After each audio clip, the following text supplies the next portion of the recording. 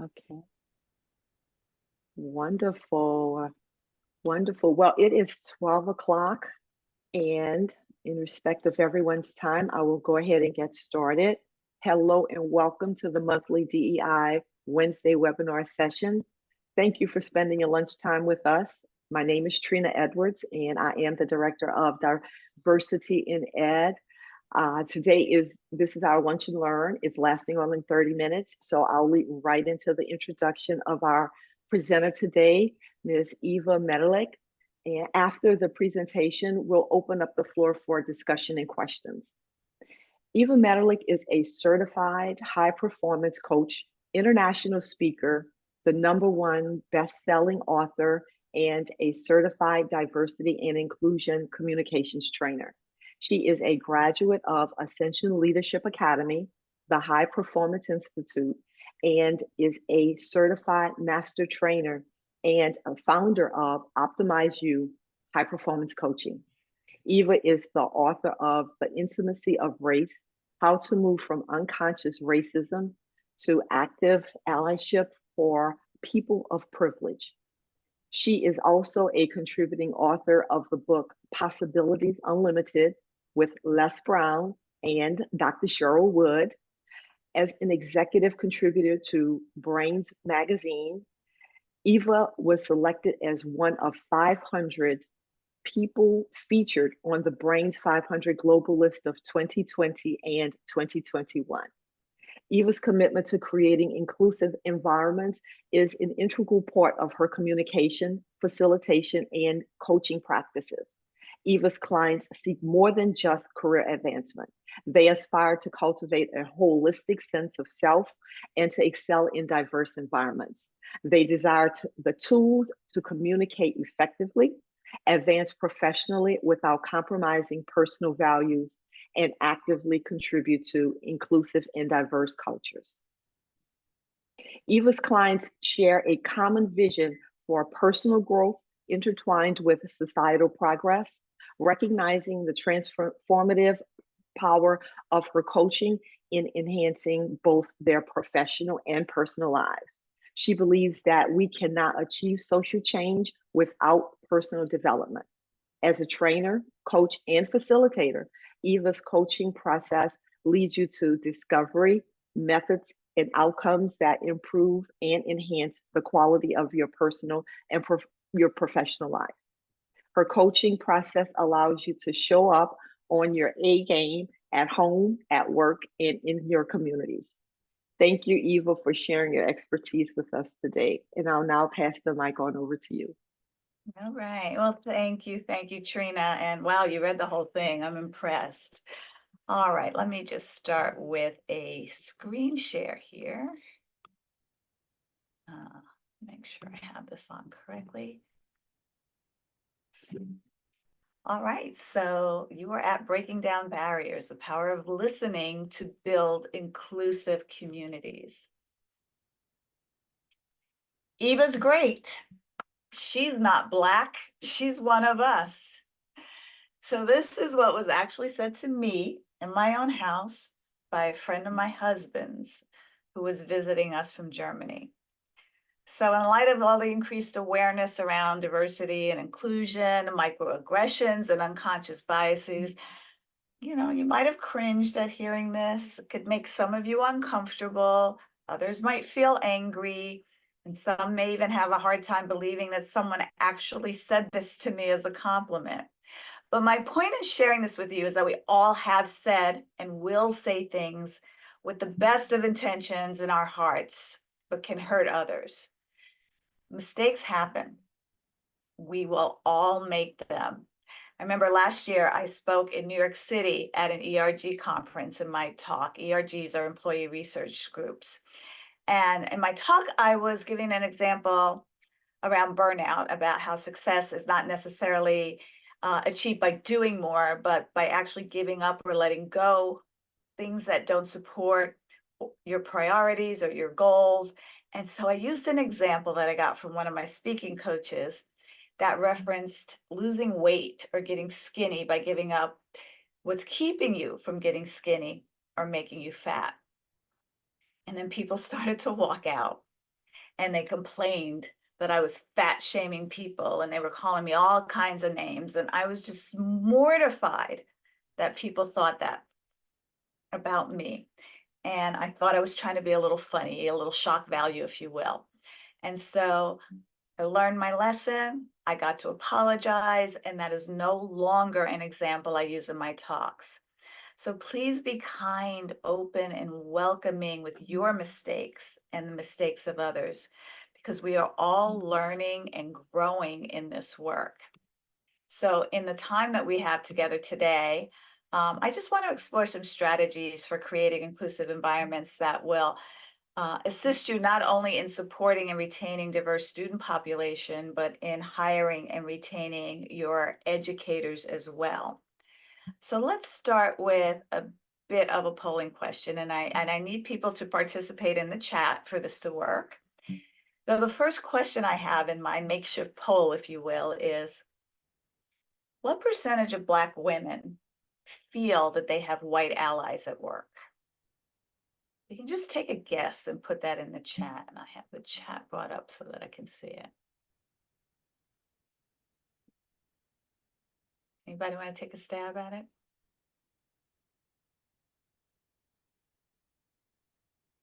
Okay. Leanna says 20%, Trina 50%, Jenny 15. Okay, we're going to bank that for a second. All right, the next question is about Latina women. What percentage of Latina women feel that they have white allies at work?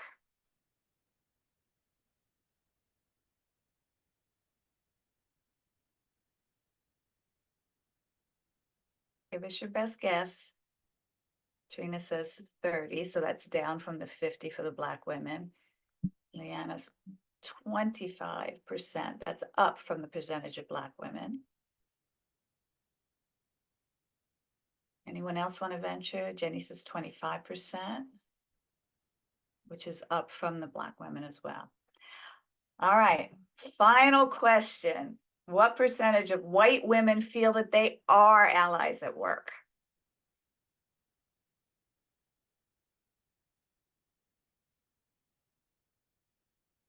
"90" from Jenny, 80%, maybe more. Trina, 85%.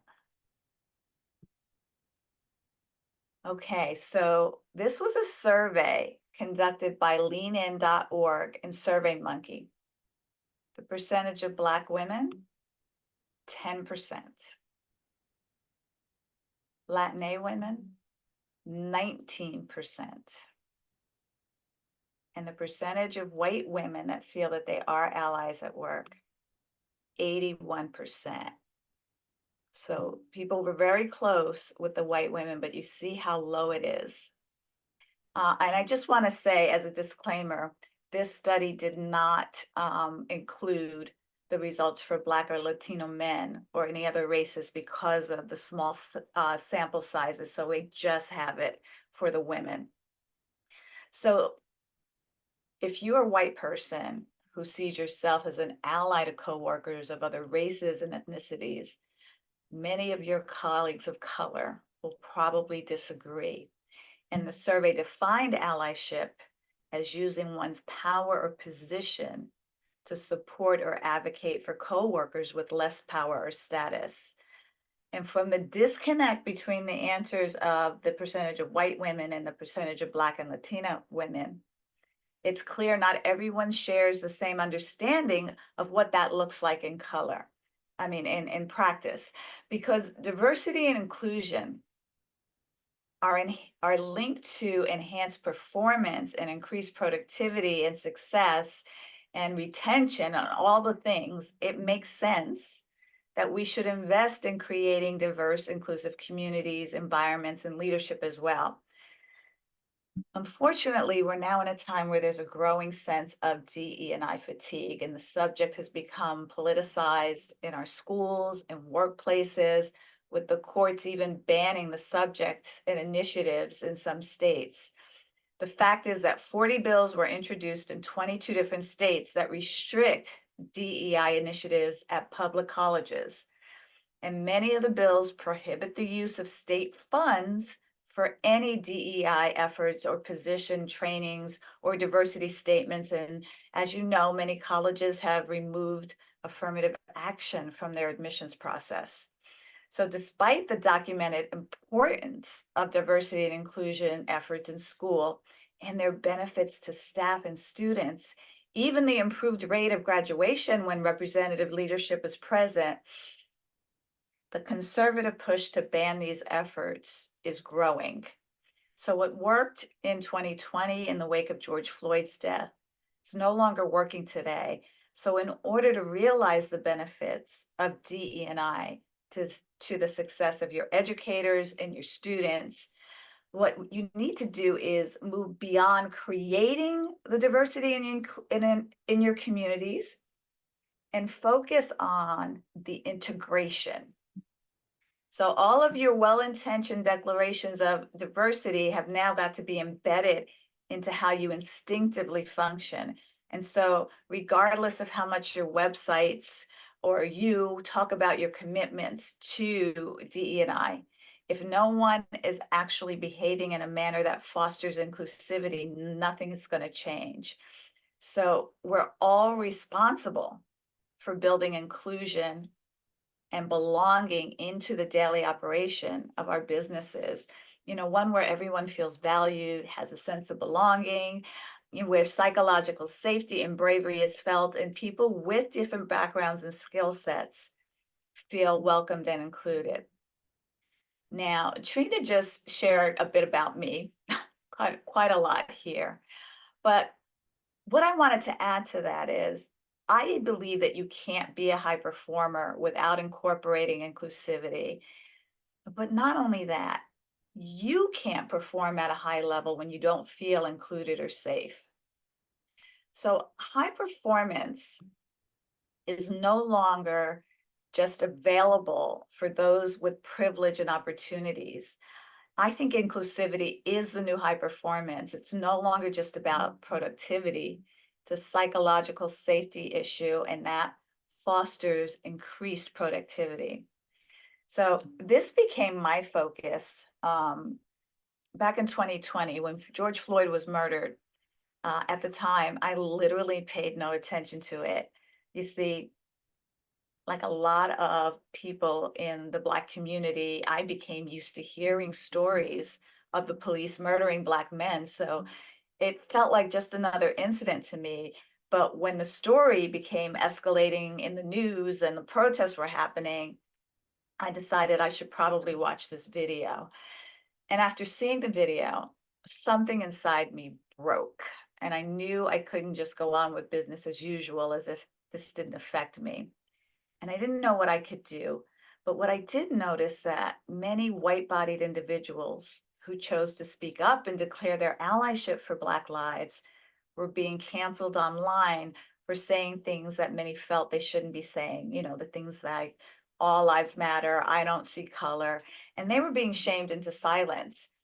And that's when the light bulb went off in my head that I could be a resource for people whose hearts were in the right place, but their words had trouble reflecting that. And so I saw their hearts and their intentions, and I saw the opportunity to help. So let me just want to share my screen again. There we go, I think. So I think people of a certain age remember this photo. This is a Norman Rockwell painting called The Problem We All Live With. In May 1954, the Supreme Court delivered the unanimous ruling in the landmark civil rights case of Brown versus Board of Education. And that stated that state-sanctioned segregation of public schools was in violation of the 14th Amendment and was unconstitutional. Now in 1960, like over 6 years later, 6-year-old Ruby Bridges changed history and became the first African-American child to integrate an all-white elementary school in the South. And this is what she was greeted with on her first day of school. She arrived with the U.S. Marshals. She saw people shouting and throwing things and carrying those signs. And when she went to school, the white families took their children out of school. But there was one teacher by the name of Barbara Henry who was willing to teach Ruby. And for the remainder of the school year, Ruby was in a classroom by herself with Mrs. Henry. You see, the school had been diversified by desegregation, but it was far from inclusive. So I'm sharing this with you because even though we progressed a lot since the civil rights movement of the 1960s, when it comes to diversity, there's still a gap between diversity and inclusion and belonging. And what we need to do is build bridges to that gap. So when we create inclusive environments, it starts with broadening your listening capacity. Listening is a key practice in creating connections, breaking down those racial and cultural and other barriers. Because our cultural norms can enable or hinder connection, listening to each other helps us become more familiar with other perspectives. Now, I don't know if you know who this is, but I want to introduce you to Daryl Davis. He was once an inspiring and successful musician. He played with Chuck Berry, B.B. King, Jerry Lee Lewis, Muddy Waters, but his true claim to fame happened in a different way. It wasn't music. He went out of his way to befriend the KKK Grand Wizard Roger Kelly. He spent years building trust between them and laying the foundation of what became a friendship. They broke bread with each other. They were welcomed into each other's homes. And Davis even went as far as attending Klan rallies as Kelly's guest. But here's the most important part about this story. Davis cultivated an atmosphere of listening. He didn't hate Kelly because Kelly hated him, but he listened to Roger Kelly. And eventually Kelly started listening to him. And this led to both of them realizing they had a lot more in common. And what happened eventually was Kelly denounced his ties to the KKK. He handed his hood and robe to Daryl Davis, and over 200 Klan members as well walked away and handed their robes to Daryl. He's a world changer. So if you think that you as an individual cannot initiate change and make a difference, you're mistaken. We all have the power to move the needle forward towards a more inclusive world. So what I'd like to share with you now in the time we have left is a framework that I developed for inclusive listening. And this is what I work with my clients with in my workshops and trainings to help them build communication skills that foster inclusive environments. And so I call it my LAPI listening framework because I know my corporate clients love acronyms, so I had to come up with an acronym. And so this framework serves to really deepen the understanding of the listener while also creating the feeling of being heard and acknowledged without judgment or criticism from the speaker's point of view. So the L stands for listen. Paramount. Listening is a key practice in building relationships across differences. I mean, no better example than Daryl Davis and the Klan, because listening to each other creates connections and it breaks down racial and cultural barriers. Our culture guides how we use language, view appropriateness, how we hold our worldview. And these patterns of our culture can either help or hinder our connection to one another. So let's go to the A. Acknowledgement is the practice of inclusion. Listening with effective acknowledgement will help you understand another person's message, even when what they are sharing is outside of your own life experience or worldview. And I also I think it's important to make this caveat that acknowledgement doesn't mean you agree, like, or necessarily support what the person is saying. The goal is to simply confirm what you've heard that person say. And we acknowledge by paraphrasing. Now, the goal of paraphrasing is to communicate your understanding of what the speaker is saying. It lets the speaker know that they have been heard while also confirming that what the speaker was trying to say was received accurately. So what it does is it acknowledges both the content and the emotion of the speaker's perspective. And so you want to use paraphrasing as an opportunity to get a clear picture of the situation before weighing in with your solutions to fix the problem. So if anybody is like me, we like to go right in. Here's what I think you should do when somebody shares something with me. But you want to make sure that you have a clear understanding of what that problem is first. And so let's go to the I, the inquiry. You must increase understanding to decrease defensiveness so that you can open up the channels of communication and invite questions, invite the inquiry. You know, one of my favorite quotes about questions that I have to share with you: the usefulness of the knowledge we acquire and the effectiveness of the actions we take deepen the quality of the questions we ask. Questions open the door to dialogue and discovery. They are an invitation to creativity and breakthrough thinking. Questions can lead to movement and action on key issues, and by generating creative insights, they can ignite change. So you would think that if asking good questions are so critical to the discovery process, why we're not spending more time, energy, and effort on asking them.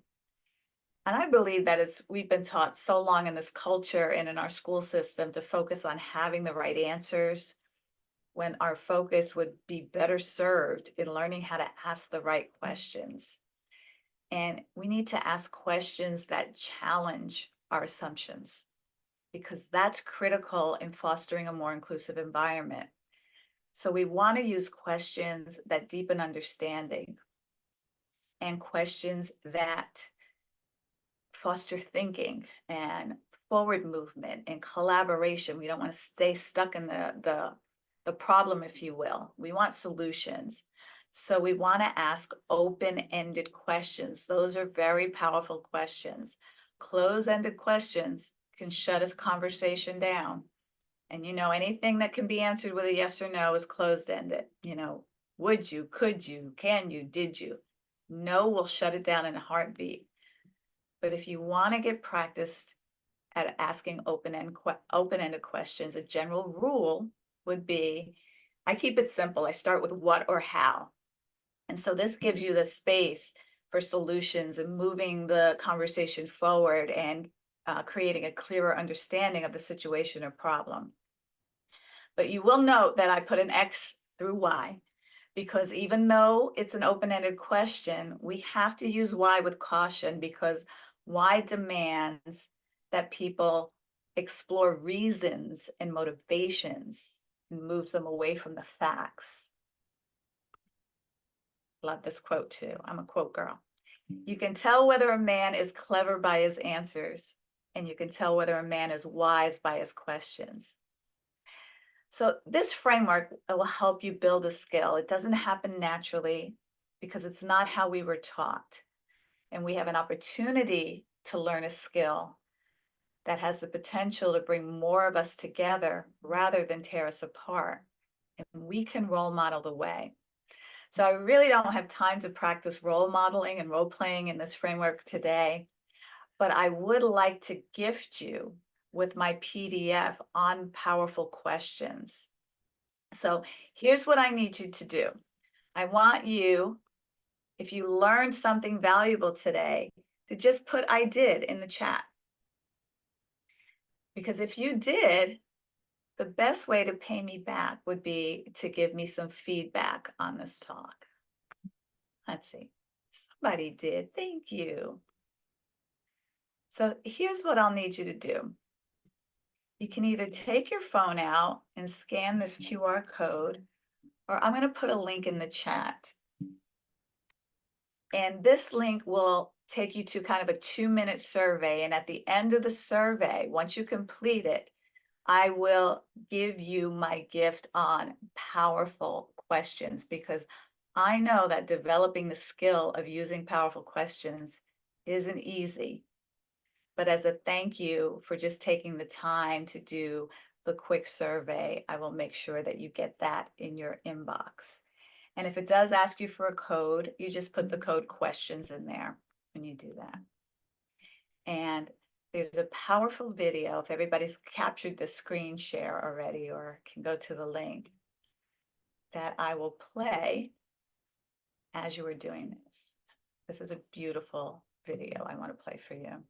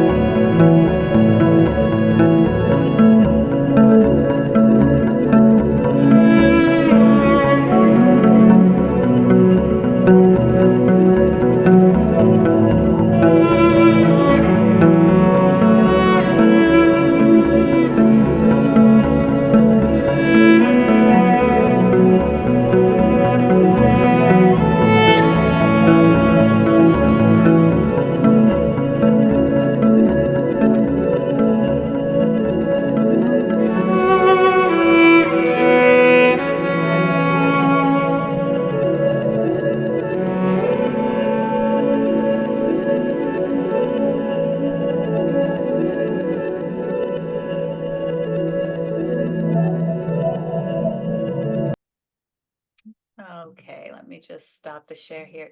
David, I see your question. And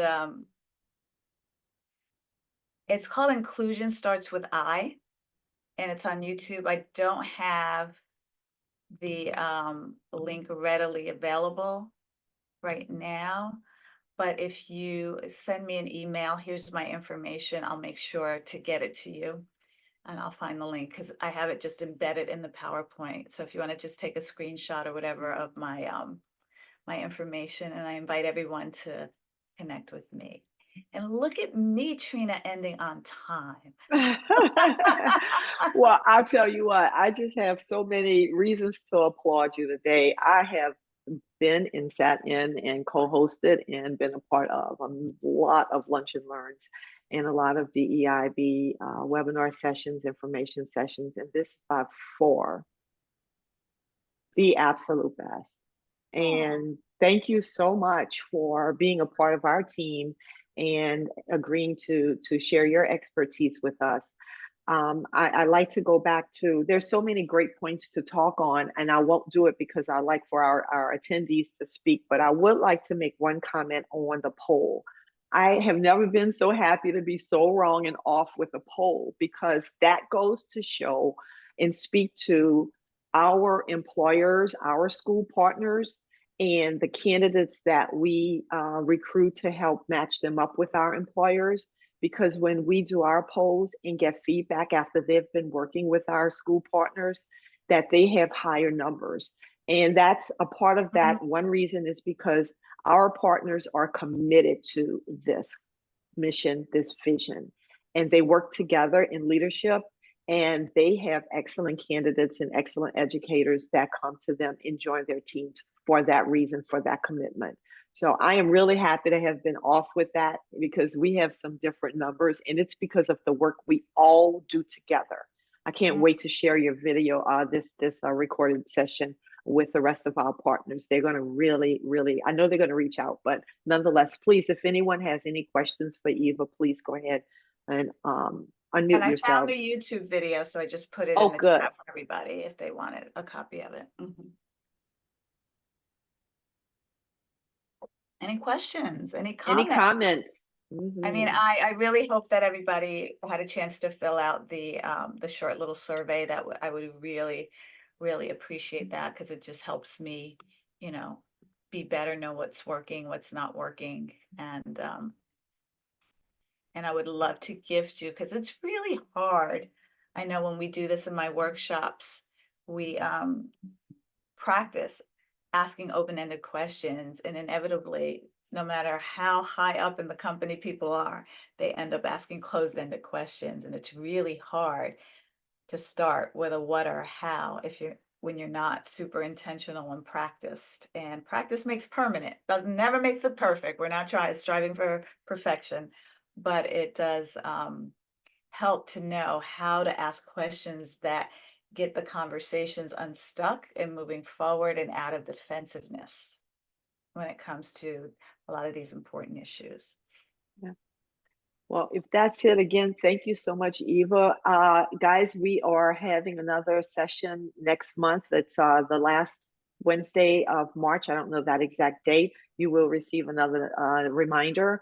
But thank you all for your time and for joining us today. And if we can just applaud Eva for showing up in such a big way, I'd appreciate it. So let's share our information and let's go out there and be amazing. Thank you. Thank you.